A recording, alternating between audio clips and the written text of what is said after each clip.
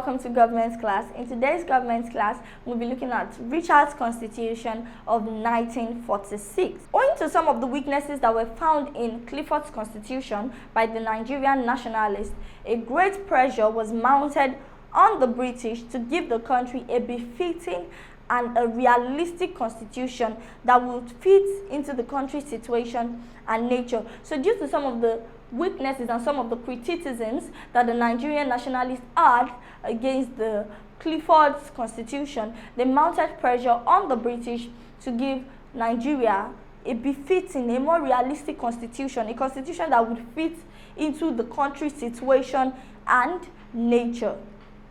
And so this was what birthed the Richard's Constitution of 1946. After Clifford's Constitution, Sir Bernard Bordelon was made the governor of Nigeria from 1935 to 1943. So Sir Bernard Bordelon was the governor of Nigeria within 1935 to 1943. It was Sir Bernard Bordelon who broke Nigeria into 3 provinces. So before then, Nigeria was made up of 2 provinces, which was the Southern Protectorate, the Southern Province and the Northern Province. Nigeria was made up of just 2 provinces, which were the Southern Protectorate and the Northern Protectorate. So it was Sir Bernard Bordelon that broke Nigeria or divided Nigeria into 3 provinces, and we now had what we call the Eastern Province, the Western Province, and the Northern Province. So the Southern Protectorate was split into the Eastern Province and the Western Province, while the Northern Protectorate remained a province. The splitting of Nigeria into the Northern, the Eastern, and the Western regions in 1939 was what prepared the ground for Nigeria's federalism. So one of the conditions for federalism is that the country should have, diverse. The country should be large. They should have diverse cultures, diverse traditions, and it should be there should be states.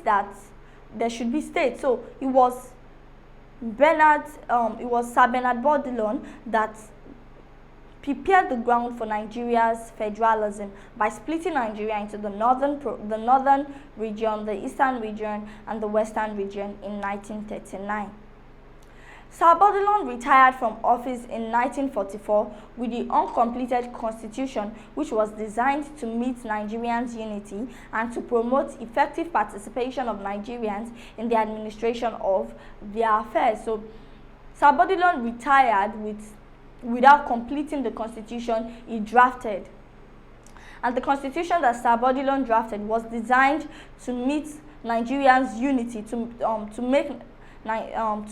make Nigeria unite and to promote effective participation of Nigerians in the administration of their affairs.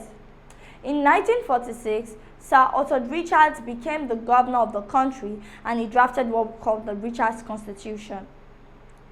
The Richard's Constitution was developed based on the proposals that were formed by Sir Bordelon. So we can say Richard's Constitution was developed from the uncompleted constitution of Sir Bernard Bordelon, and the constitution was based on proposals formed by Sir Bordelon in order to promote regionalism in the country and greater participation of Nigerians in the governance of their country. So Richard's Constitution was developed based on the uncompleted constitution of Sir Bernard Bordelon in order to promote regionalism in the country and greater participation of Nigerians in the governance of their affairs.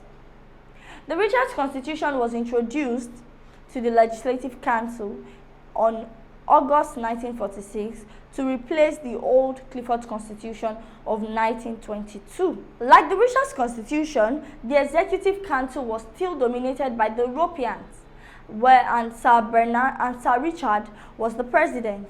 The Executive Council was based in Lagos. So similar to what we had when we looked at Clifford's Constitution. To check our classes on Clifford's Constitution, please look through our previous videos.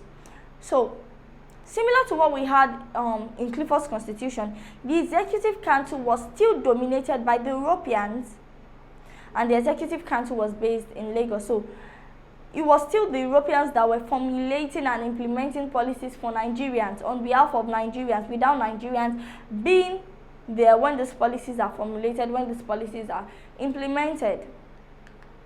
The Constitution also created regional assembly for each of the regions. So the northern region had their own regional assembly, the eastern region had their own regional assembly, the western region in the country equally had its own regional assembly, and it provided for a central legislative council for the whole country. So each region had a regional assembly that was to make law for them, laws that would suit the regions. So these are laws that are made to suit the region, while we had the Central Legislative Council at the top, at the federal level, that was to legislate for the whole country. The Constitution created a Central Legislative Council for the whole country, and members were elected into the Central Legislative Council through electoral colleges by the regional assembly members. So it was members of the regional assemblies that elected their own representatives into the Central Legislative Council. So each region was represented in the Legislative Council.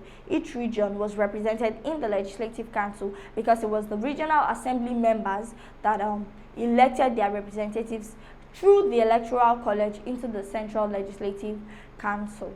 And with this, we've come to the end of this class. This class was basically an introduction to what to expect when we go into more details in Richard's Constitution of 1946.